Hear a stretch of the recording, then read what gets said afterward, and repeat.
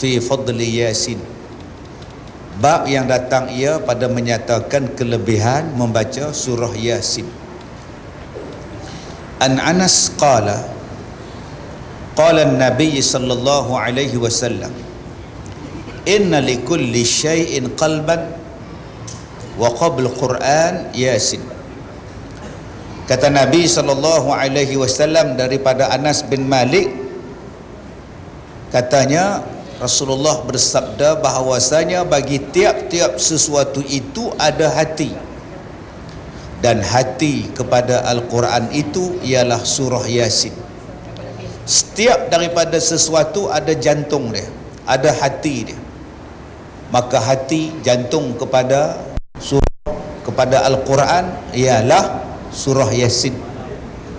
Jadi istimewanya tuan-tuan, surah Yasin ni sampai dipanggil qalbul Quran, jantung, hati kepada Al-Quran itu. Subhanallah.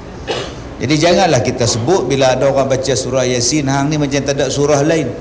Yasin, Yasin, Yasin, Yasin. Sebab Nabi sebut kelebihan-kelebihan membaca surah Yasin.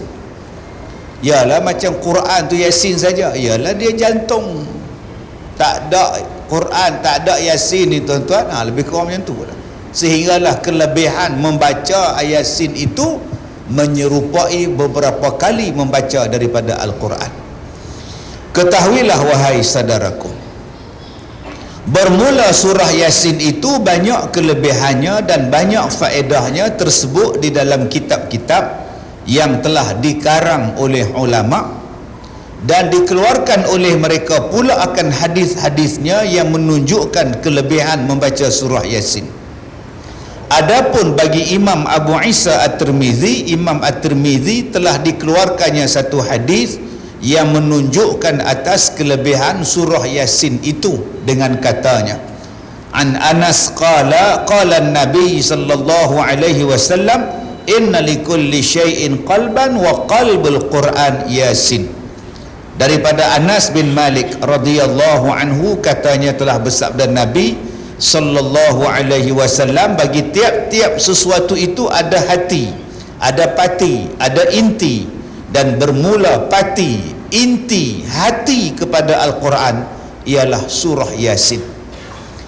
Tuan-tuan yang saya muliakan, banyak orang mempertikaikan bacaan Yasin, khususnya bacaan Yasin pada malam Jumaat. Katanya Nabi tidak mengerjakannya, Nabi tidak membuatnya. Memang Nabi tak sebut khusus malam Jumaat, tapi Nabi sebut sesiapa yang membaca Yasin. Siapa yang membaca Yasin? Bila terpulang pada kita nak baca bila apa? Melainkan pergi baca pada tempat yang diharamkan baca. Hidup sila lah tandas. Buat apa Din? Baca Yasin. Yang tu haram lah. Ni dia ramai-ramai bersila ni, buat apa ni dalam masjid? Kami baca Yasin. Silakan. Silakan. Nabi tak buat. Kalau nak kira Nabi buat, mikrofon kamera kita sampai 5 malam ni pun tak ada. Tak ada kan? Jadi jangan kita cakap tu tak ada. Benda asalnya harus, selagi mana tak datang yang hukum haram, haruslah. Selagi mana tak ada dalil yang mengatakan ianya adalah haram, maka buatlah benda itu. Tuan-tuan nak pakai kamera kecil ke, kamera besar ke, nak pakai mikrofon ke, nak pakai CCTV ke, duk cakap seorang-seorang dalam kuliah, silakan. Tuan-tuan ingat tak dulu zaman Covid hari tu, ramai ustaz cakap seorang-seorang. Ada Nabi ceramah seorang-seorang, duduk dalam bilik cakap seorang-seorang. Siti Aisyah duduk ngendap, laki aku ni buat apa? Tak ada. Tapi waktu Covid hari tu, semua ustaz buat online, cakap seorang-seorang dia. Cakap dengan siapa? Jadi jangan kita kata bahawa benda tu Nabi tak buat saja, tak boleh. Nabi tak buat je tak boleh. Dalam Islam dia ada 5 hukum, bukan ada 6. Sekarang ni seolah-olah ada 6: haram, wajib, harus, makruh, sunat. Satu lagi Nabi tak buat. Hukum nombor 7, dalilnya mana? Dalil. Ni hukum nombor 7 pula. Lama-lama pakat tak buat habis. Pasal apa? Pasal semua pakat cari dalil semua orang. Yang keduanya pasal Nabi tak buat. Berapa banyak benda tuan-tuan Nabi tak buat. Saya ceramah atas kapal terbang. Saya ingat lagi bila ceramah saya di-downloadkan di dalam kapal terbang. Boleh buka rancangan Malaysia punya, nampak ceramah agama kalau dah jodoh atas kapal terbang. Mana ada Nabi siarkan ceramah atas kapal terbang? Sebab itu nama dia hukum harus. Selagi mana tidak ada yang mengatakan haram, maka hukumnya adalah harus. Baik, surah Yasin itu mengapa dikatakan ianya hati? Mengapa dikatakan ianya pati, inti kepada Al-Quran? Al-jawab, yang pertama, kenapa dikatakan dia adalah jantung Al-Quran, pati Al-Quran, hati Al-Quran? Kerana melengkapi di atas segala ayat yang dalam-dalam maknanya serta keadaannya, ringkas aturannya dan kecil bukunya. Kenapa Yasin itu dipanggil sebagai hati Al-Quran? Pertama, ayat-ayat di dalam surah Yasin itu mendalam maknanya. Awal-awal lagi dah mendalam dah. Yasin. Kita bila dengar Yasin dah lain angkat. Tang situ saja duk bahas Yasin tu apa. Ya, Abdullah bin Abbas kata, ya wahai. Sin, manusia, wahai manusia. Yasin, wahai manusia. Tetapi ada juga riwayat daripada yang lain, ada juga mengatakan Yasin bukan wahai manusia. Yasin, Allah panggil Nabi Muhammad Yasin. Sebab apa Allah panggil Nabi Muhammad Yasin? Sebab selepas ayat yang kedua, ayat yang ketiga, Allah menggunakan perkataan domir, ka, kamu. Wal Qur'anil Hakim, demi Al-Quran yang bijaksana. Innaka laminal mursalin, sesungguhnya engkau, engkau, sesungguhnya kamu. Siapa? Balik pada Nabi Muhammad. Jangan balik pada tuan-tuan. Tuan-tuan baca tu Yasin wal Qur'anil Hakim, demi Al-Quran yang bijaksana. Innaka laminal mursalin, sesungguhnya engkau adalah rasul. Oh, aku ni rasul lah. Dia perasan rasul lah. Tu yang timbul Nabi Melayu dulu no. Bila orang tanya dia, kenapa kamu mengaku yang kamu Nabi Melayu, Rasul Melayu? Dia kata dalam surah Yasin sebut, innaka laminal mursalin, sesungguhnya kamu adalah di antara rasul yang diutuskan. Akulah tu. Oh, kalau gitu semua kita lah Nabi. Innaka, sesungguhnya engkau, kata Allah. Sebab itu ka tu bukan balik pada kita. Ka tu balik pada Nabi Muhammad sallallahu alaihi wasallam.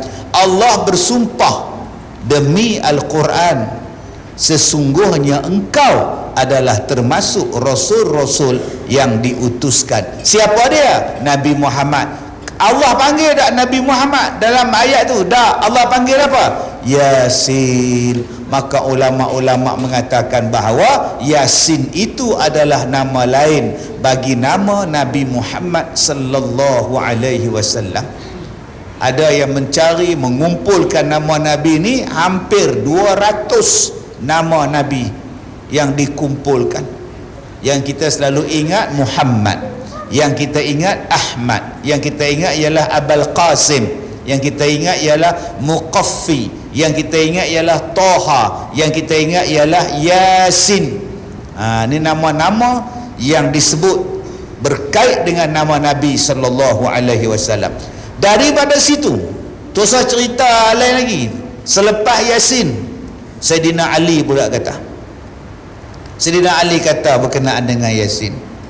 Sebab ada yang kata Yasin itu hanya Allah yang mengetahui makna dia, kita tak tahu.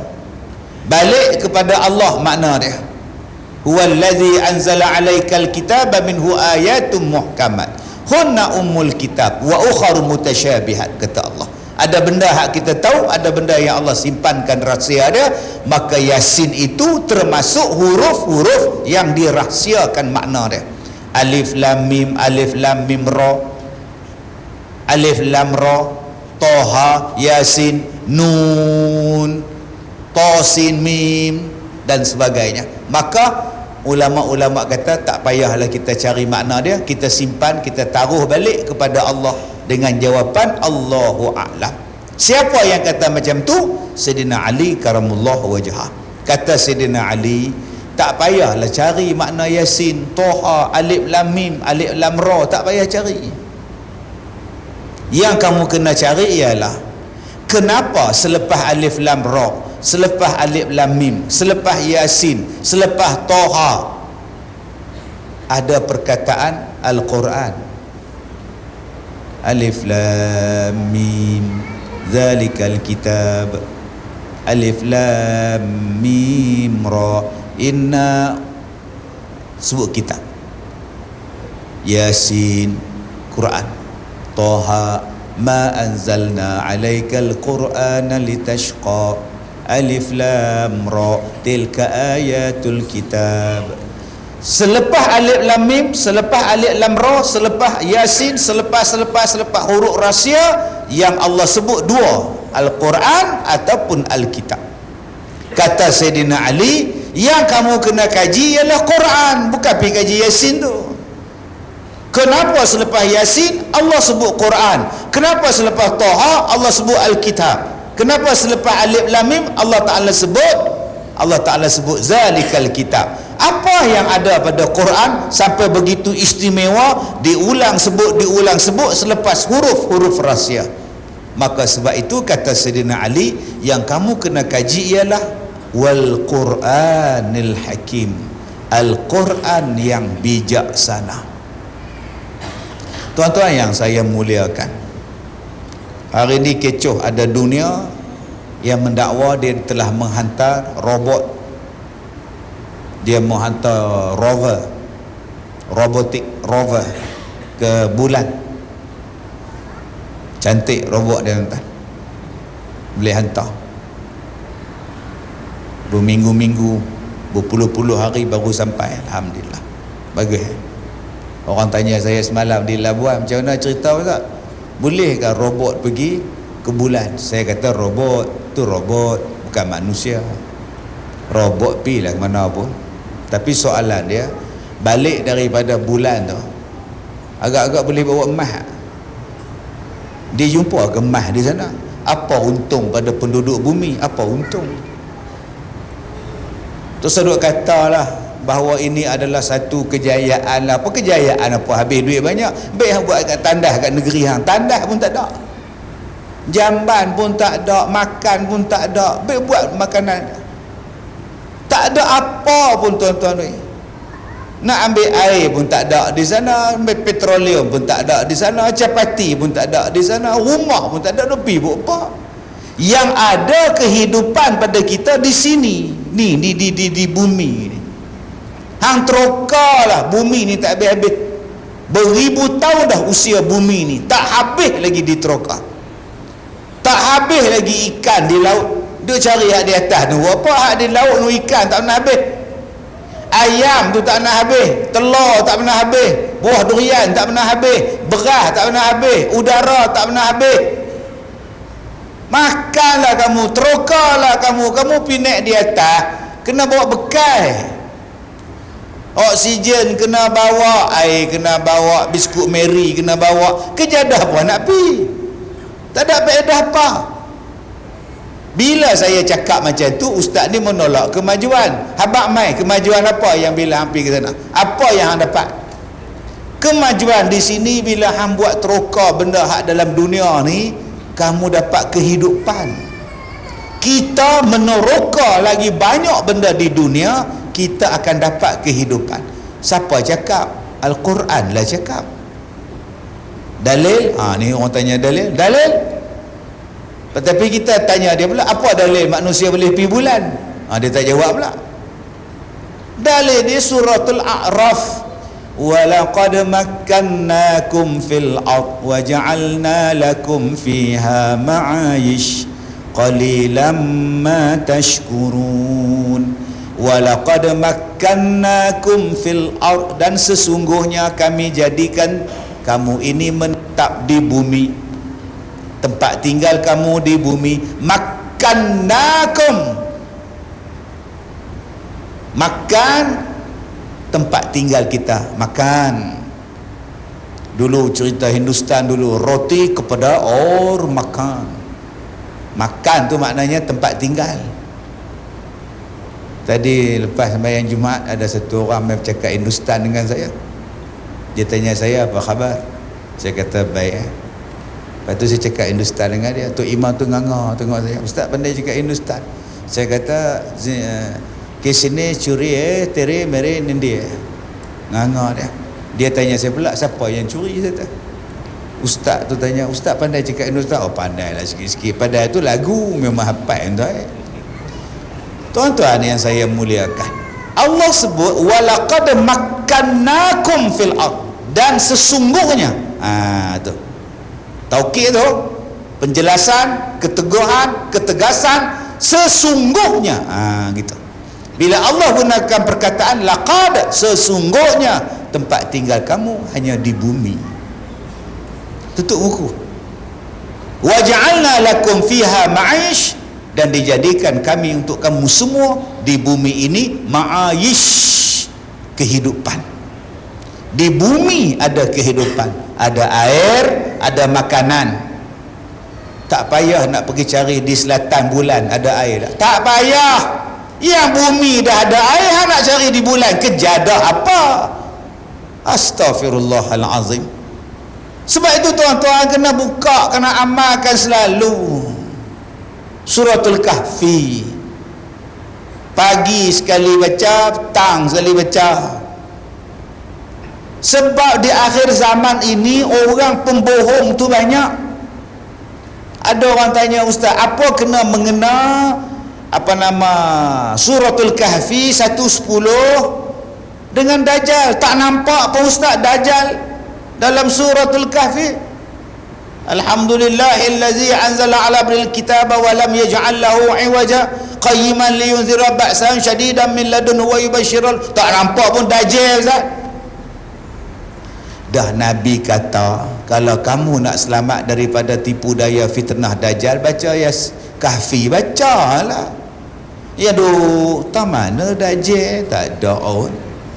Tak ada ayat Dajjal apa hang Dajjal? Dah Nabi kata baca lah. Banyak soal. Orang kita sekarang ni, dia rasa cerdik lebih pada Nabi. Itulah nama dia hikmah. Tu nama dia hikmah, fadilat, kelebihan. Padahal tak disebut pun Dajjal dalam Suratul Kahfi, tak sebut. Tapi dah Nabi kata, siapa yang nak selamat daripada fitnah Dajjal, baca 1:10 surah Al-Kahfi. Baca. Pasal apa hang baca? Tak ada Dajjal pun. Nabi aku suruh baca, aku baca.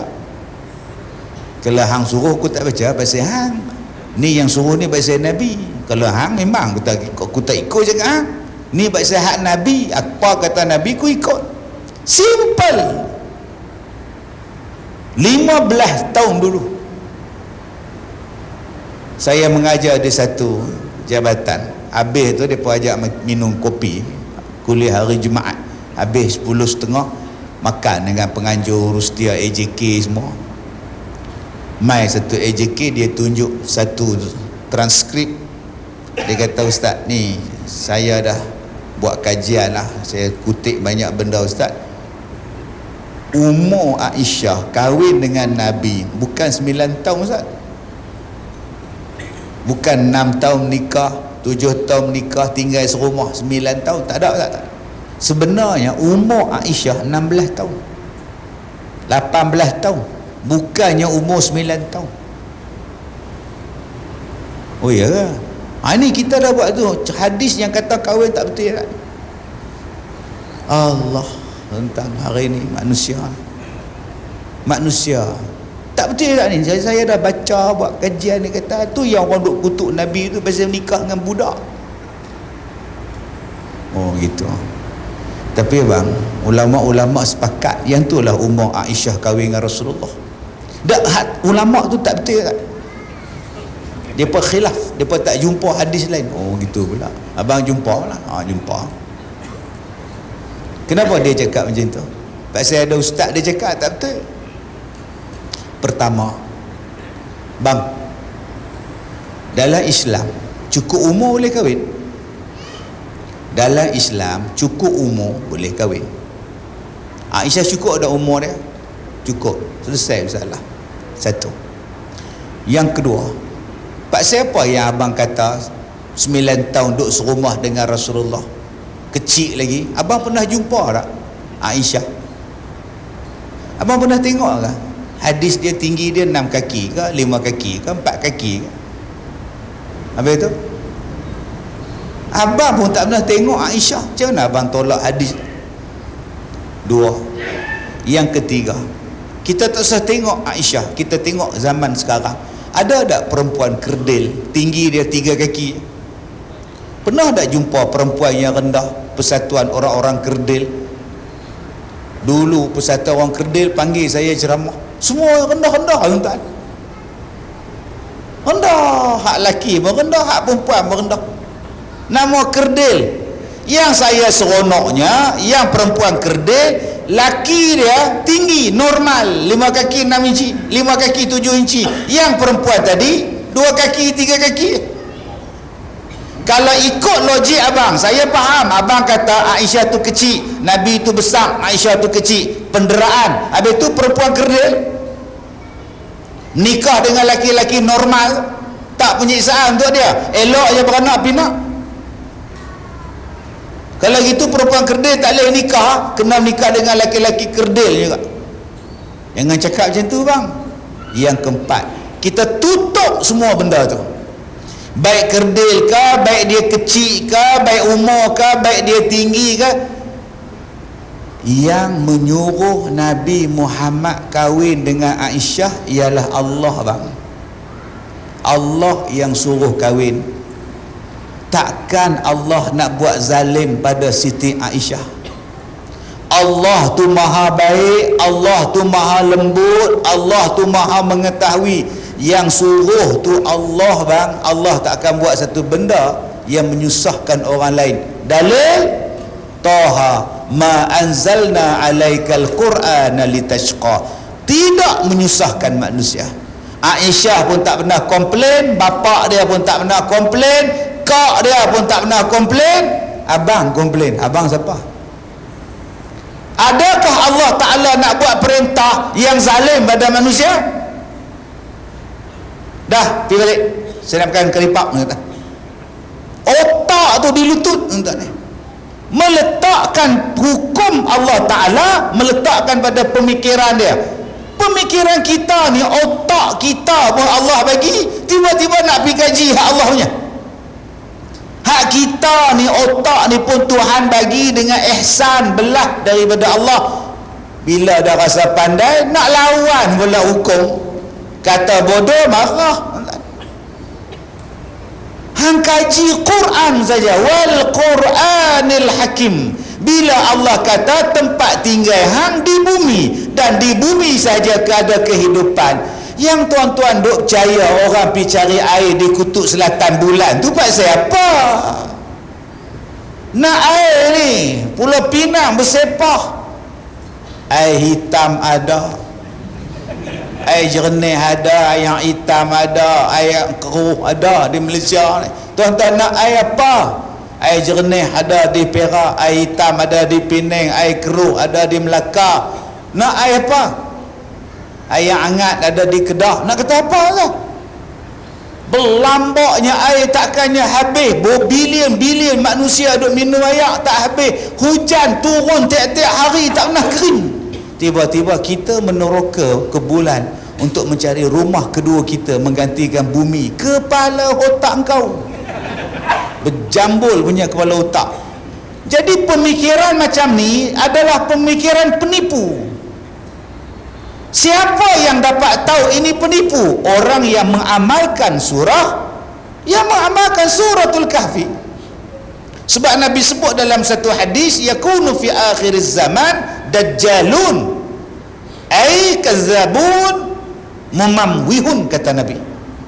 Kata Nabi sallallahu alaihi wasallam, akan zahir yakunu fi akhir zaman ad-dajjalun. Dia gunakan kata-kata plural, dia gunakan perkataan jamak, dia tak gunakan perkataan singular mufrad. Dalam hadis ni Nabi kata yakunu fi akhir zaman, akan berlaku di akhir zaman dajjalun, pembohong, plural, banyak. Maknanya bukan dajjal hak kita duk tunggu hak mata sebelah tu dajjal, bahasa kita dajjal itu. Ni hak Nabi sebut ni apa dia? Dajjalun, maknanya pembohong. Tengok tang sini bohong, tengok tang sini pun bohong, tengok tang sini bohong. Masalah dia macam mana kita nak selamat daripada pembohongan itu? Hidayah daripada Allah. Macam mana nak dapat petunjuk daripada Allah? Baca surah Al-Kahfi setiap hari, subuh sekali, tang sekali. Kerana kata Nabi, ai kadzabun mumamhun, iaitu mereka itu sanggup bersumpah, demi bersumpah, lepas bersumpah nak mengatakan bahawa mereka adalah betul, padahal mereka adalah pembohong. Maksudnya apa? Nak menafikan kebenaran Al-Quran. Apa makna kadzabun? Menafikan benarnya Al-Quran. Al-Quran dia cerdik, dia bagi tahu siap-siap jawapan. Hang tak payahlah pergi ke bulan, hang cari hidup di dunia, hang cari makna di dunia, hang cari kehidupan di dunia. Di dunia ni pun hang tak habis makan ni. Di dunia ni pun hang tak habis ronda lagi. Tuan-tuan, di sini tak sampai lagi Kundasang. Berapa ramai yang sampai Kundasang? Ada 10 orang. Berapa ramai yang sampai di Mesir? Ada setengah. Berapa ramai yang pergi apa nama Mekah? Baru 90% yang datang. Ada 10% tak pergi. Berapa ramai yang pergi melancong ke Brunei? Seorang pun tak nak pergi. Siapa sini yang pergi Wuhan? Lagi tak mau. Yang di dunia ni pun tak habis ronda lagi, tiba-tiba tuan-tuan nak ronda ke bulan. Ni pemikiran ni.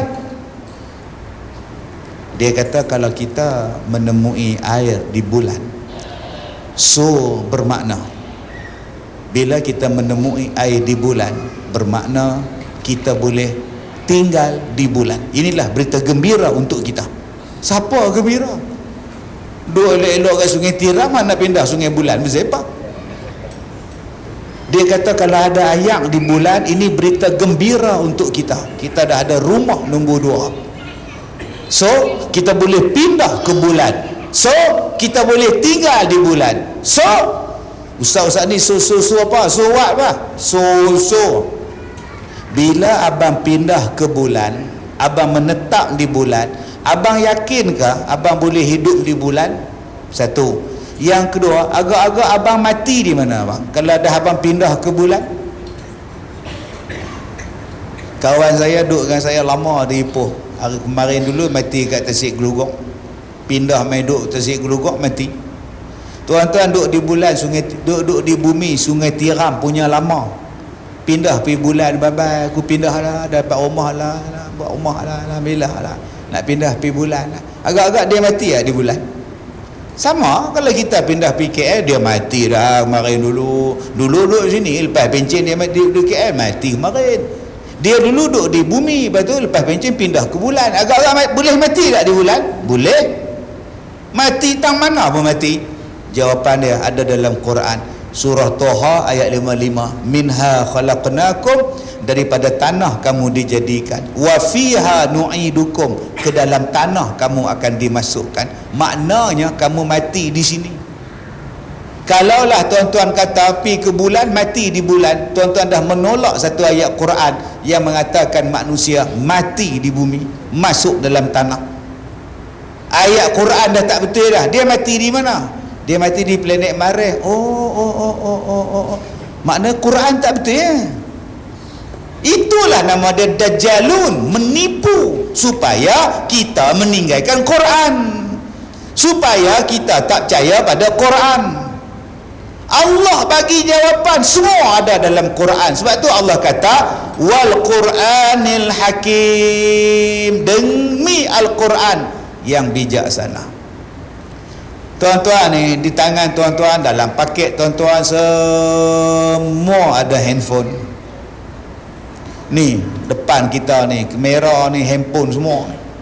Siapa yang mula-mula buat handphone? Mesti ada orang dia. Nama apa? Tak tahulah, Steve Jacob ke Mark Zuckerberg ke, kita pun tak tahu. Kita akan jadi nak ingat nama. Siapa yang mula-mula buat telefon? Oh, dia kata Pak Cik Bell, Pak Cik Graham Bell. Siapa yang mula-mula buat kereta api? Ada, kita ingat nama dia. Siapa yang mula-mula cipta lampu elektrik? Ada. Siapa yang mula-mula sekali, yang mula-mula sekali buat kereta? Tak tahu, Ford ke Daimler ke, kita tak tahu, tapi nama ada, mungkin Ford. Siapa yang mula-mula mencipta kapal terbang? Oh, dia kata mungkin Wilbur Wright, Oliver Wright, orang yang pertama, Ustaz. Siapa yang mula-mula mencipta penicillin? Ada, Ustaz, nama-nama. Siapa dia yang pertama sekali diiktiraf sebagai doktor jururawat dalam dunia? Ada nama dia. Ada nama dia. Siapa manusia yang pertama? Allah bagi jawapan, Adam. Wa iz qala rabbuka lil malaika inni ja'ilun fil ard khalifah. Adam nama dia. Ada tak? Ada tak kubur Steve Jacob? Ada. Ada tak kubur Graham Bell? Ada. Ada tak kubur Daimler? Ada tak kubur Ford, Henry Ford? Ada. Ada tak kubur Nabi Adam? Ada. Tetapi manusia ubah kepercayaan Al-Quran, ubah maklumat yang ada dalam Quran. Manusia diberitahu manusia ini berasal daripada beruk, monyet, beruk. Soalan saya senang ya, pada pentaksub teori Darwin, beruk yang pertama nama apa? Dan mana kubur dia? Bukan susah. Tuan-tuan duk belajar dekat universiti, duk belajar dekat sekolah. Ya, kita melalui proses evolusi, ya, manusia melalui proses evolusi. Evolusi yang pertama adalah berasal daripada beruk, chimpanzee, monkey semua, orang hutan, dan berjalannya adalah 4 kaki, ya. Bulunya memenuhi daripada muka sampai ke punggung, ya. Kemudian selepas beberapa lama sekali dia akan bertukar menjadi kurang dah bulu dia, jalan pun dah tegak sikit, akhirnya menjadi manusia. Ini dipanggil apa, ya? Teori evolusi. Janganlah dengar ya, cikgu, beruk yang pertama tu nama apa? Yang daripada beruk tu lah jadi cikgu, nama apa?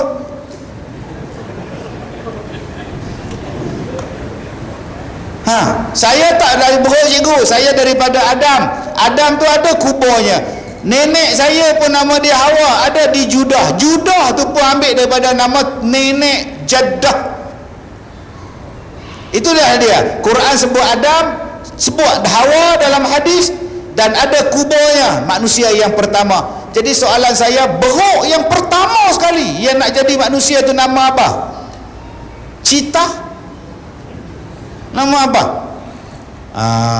Sebenarnya dia teori. Kalau teori tak payah ajar, dia bukan fakta.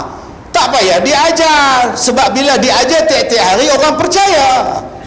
Lupakan teori itu, ambil yang fakta. Faktanya ialah daripada Al-Quran. Sebab tu kenapa Yasin dipanggil inti Quran? Hang kaji saja Quran tu. Yasin tu hang kaji je. Dia smart. Apa makna hakim? Wal Quranil Hakim. Oh, panjang. Apa makna hakim? Smart. Smart. Orang Kedah, orang Penang, orang kita ni main smart ni segak ambil hang smart. Pakai baju masuk dalam, rambut belah tepi, ambil hang smart.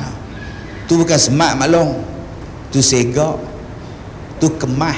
Tapi dia tak kerja kemas, tak? Dia kerja pasti. Astagfirullahalazim. Payah dia cakap. Nak kata bodoh marah pula. Smart maknanya cerdik, smart maknanya orang yang bijak, smart maknanya ni smartphone, pintar.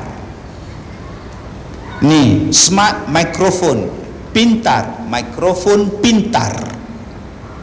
Dia kontrol suara. Agak-agak suara saya slow, mikrofon dikuatkan suara. Tu nama dia smart.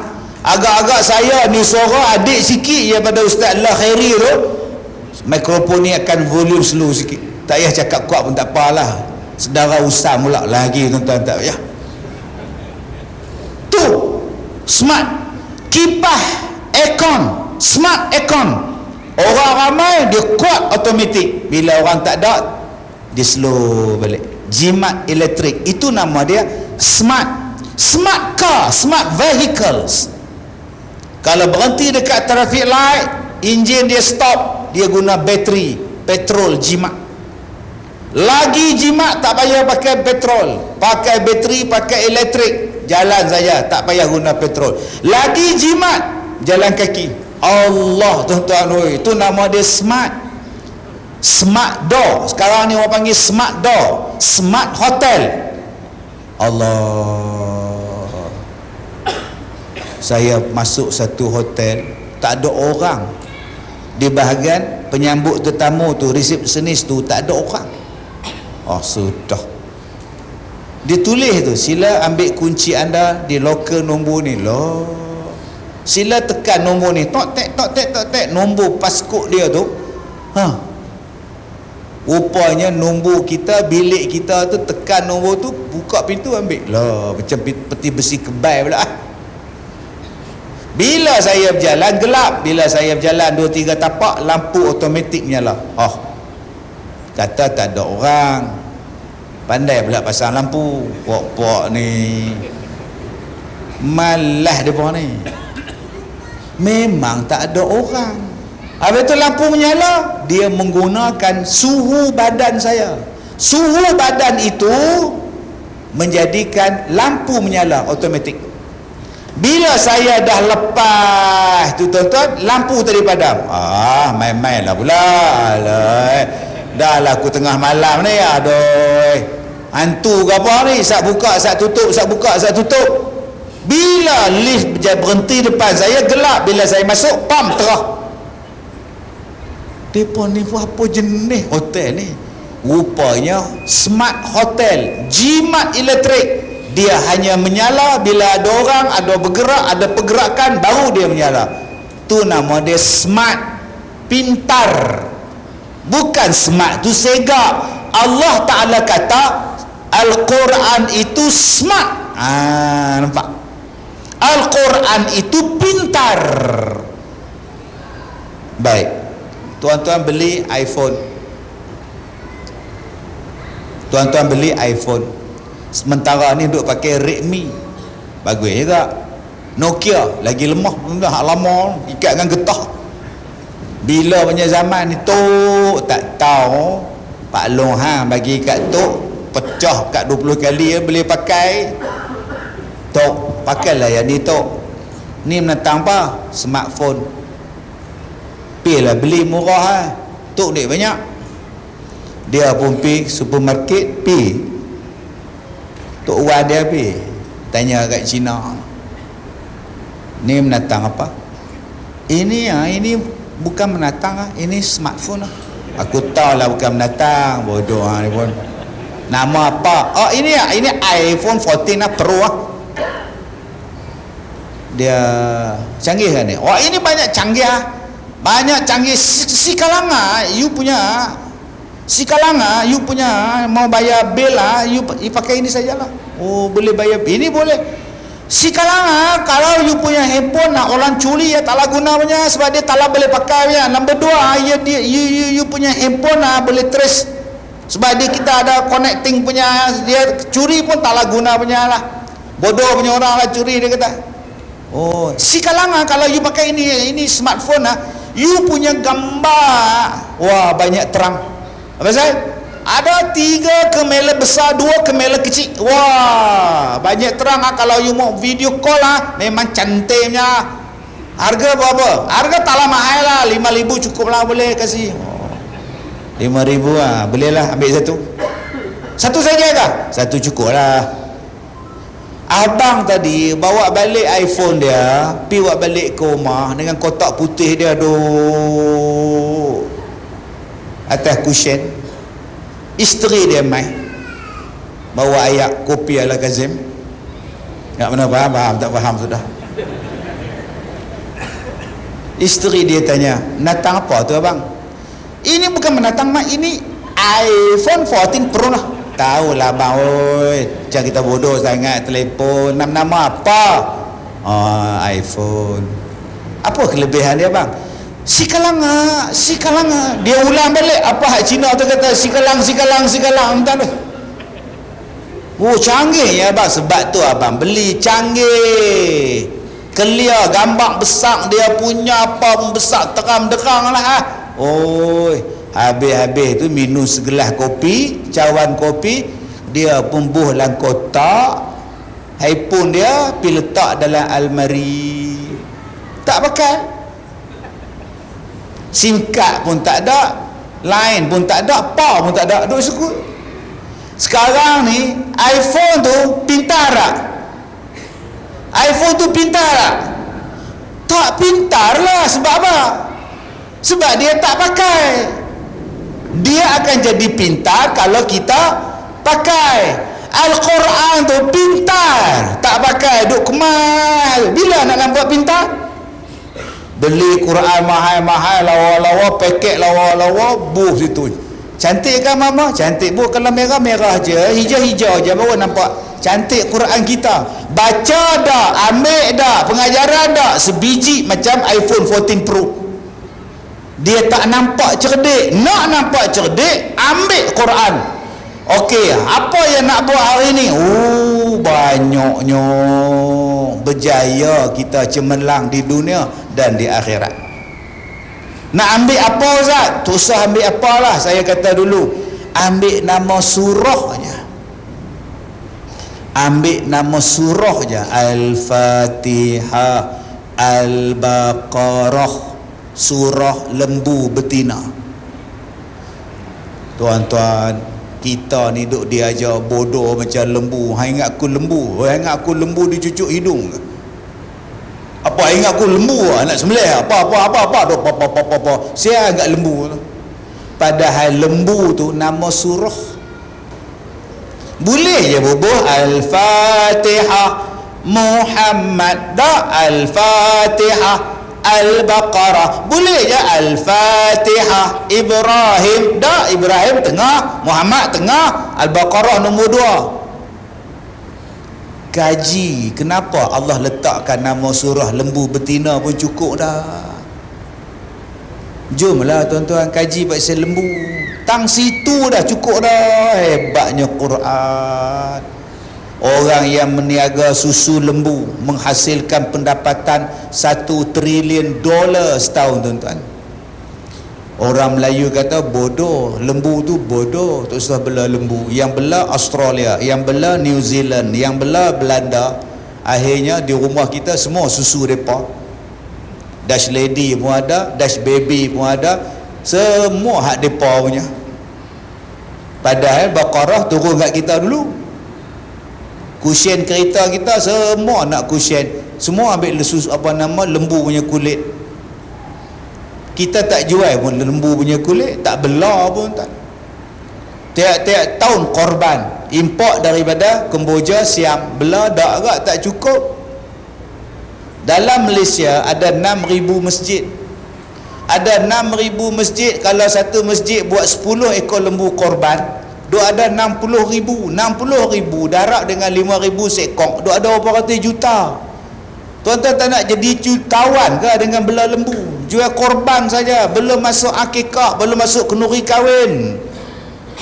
Betapa besarnya ekonomi yang melibatkan lembu tuan-tuan.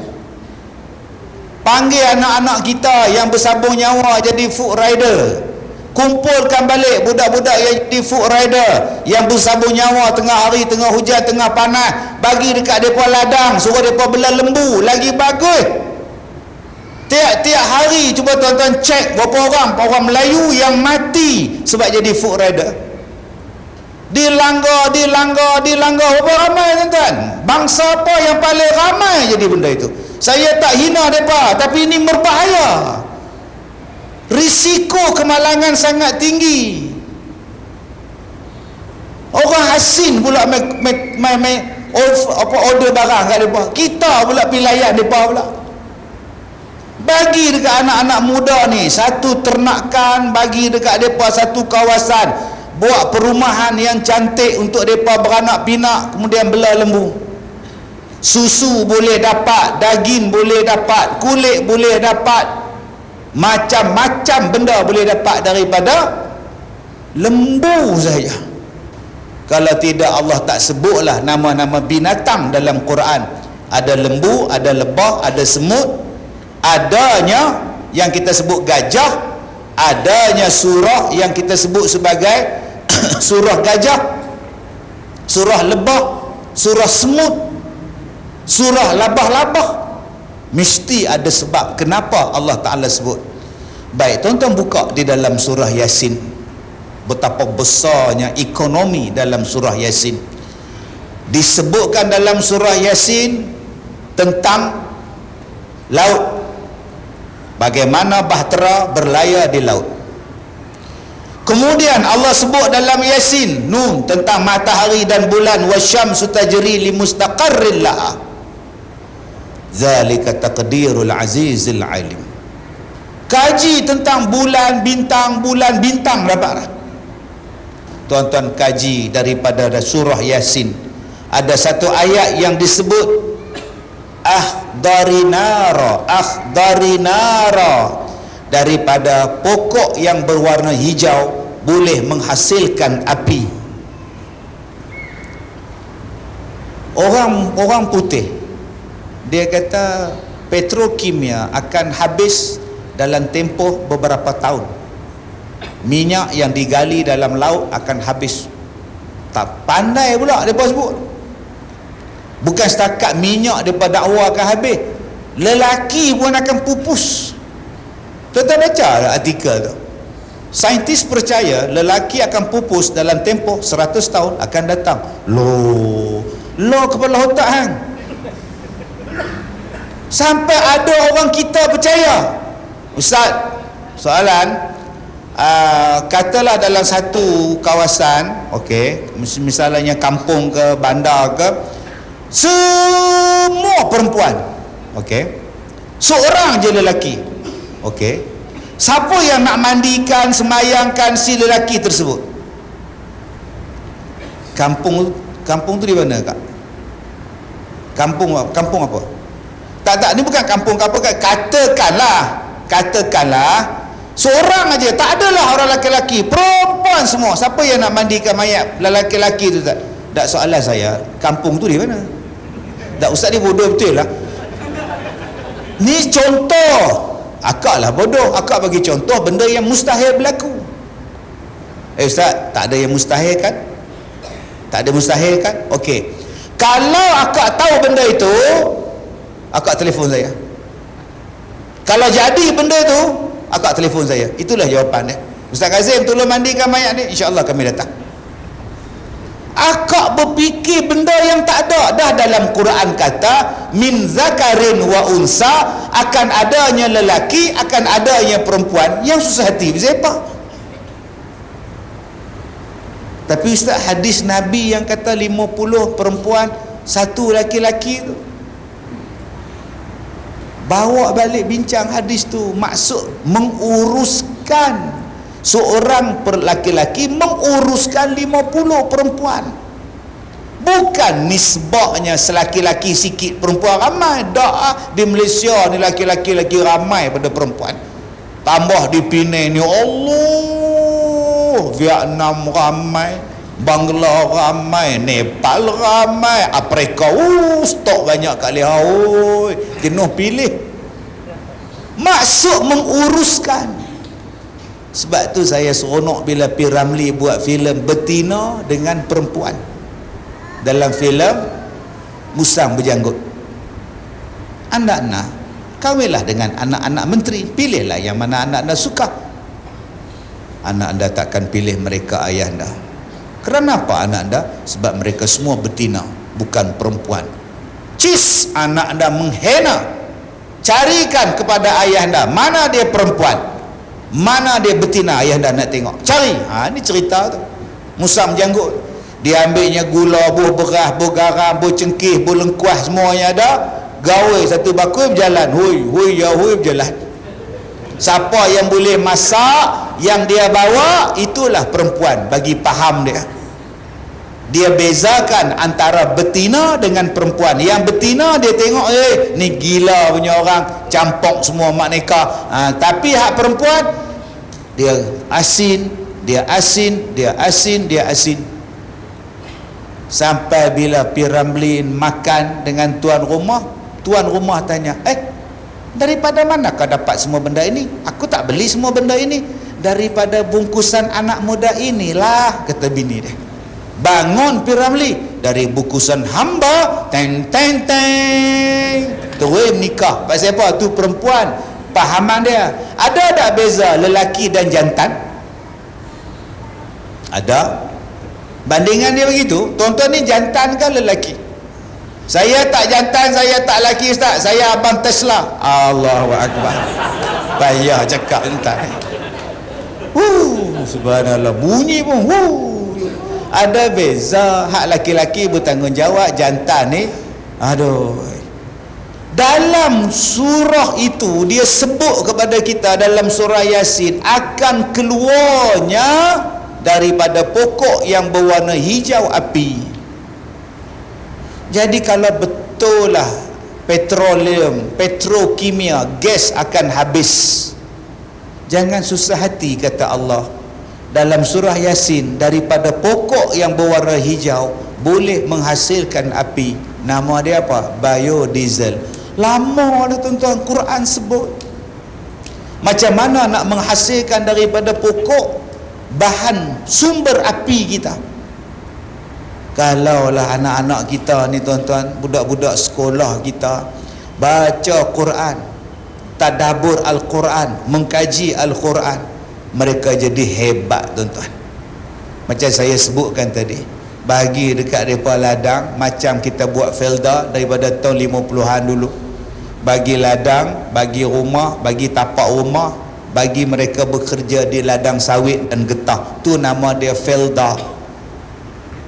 Sekarang kita tak buka sawit getah dah, kita buka ladang ternakan, bela lembu, bela kerbau, bela kambing, bela biri-biri, bagi mereka rumah, bagi mereka tanah tapak rumah, buat sekolah untuk anak-anak mereka, terjamin mereka. Buat sistem tu balik tuan-tuan.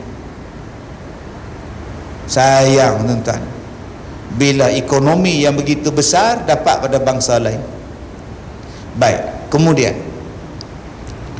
dan kata dia cukup melengkapi, dan juga melengkapi ia di atas dalil-dalil yang putus, dan ilmu-ilmu yang maknun, dan makna-makna yang halus, dan janji-janjian yang disukai, dan takut-takutan yang melampau, dan isyarat yang menerangi, dan saksi-saksian yang cukup keindahan dia. Masya Allah. Awal-awal tadi, wal Quranil Hakim, kita cari saja kebijaksanaan Al-Quran, pintarnya Al-Quran, hebatnya Al-Quran. Tuan-tuan, kita duduk di Pulau Pinang ni, depan tu roundabout, roundabout, perkena Cakutiau nak main masjid, roundabout, keluar depan tu pula traffic light, keluar tu traffic light, lampu merah lah pula, panjang ni, rosak apa lama, hijau jalan, tengah duk bawa elok-elok hijau, main kuning pula dah. Kita pun jaga-jaga lah kuning, susah duk pecut lagi. Yang mana hak hijau tu sabak lah dulu, jangan dah sah kata hijau jalan terus, mana nak tahu mak rempit banyak, sabak zat tu. Tuan-tuan ingat saja-saja ke? Hijau, merah, kuning, itulah ilmu Quran. Yas'alunaka anil mahid, qul huwa azam fa'tazilun nisaa fil mahid. Allah cerita tentang haid, wala taqrabuhunna hatta yathun, janganlah kamu campuri mereka, hampiri mereka sehinggalah mereka bersih. Bila merah stop, no entry. Apa tak ada warna lain? No entry. Ustaz, tukar warna purple. Pergi cakap kat JKR, kami mencadangkan supaya JKR menukar lampu isyarat merah kepada purple. Agak-agak dia pun setuju tak? Tak setuju lah. Sebab satu dunia merah mesti stop, no entry, stop, merah. Quran sebut lama dah, isteri kamu merah, stop. Tengok saja, duduk dia.